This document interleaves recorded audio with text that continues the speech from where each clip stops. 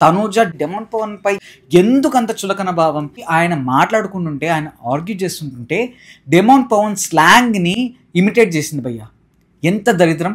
ఇది కనుక నాగార్జున గారు ఈ వీక్ పాయింట్అవుట్ చేయకపోతే ఇంతకంటే దరిద్రపు సీజన్ నేను ఇంకెక్కడ లేదని అయితే 100% గుద్ది మరీ చెప్పగలను. వేరే వాళ్ళు చిన్న చిన్న తప్పులు చేస్తే, ఇన్ఫాక్ట్ డెమాన్ పవన్ తోసిన దాని గురించి నానా హంగామా చేసి మోకాళ్ళమై వచ్చి సారీ చెప్పేంత వరకు నాగార్జున గారు చేశారే.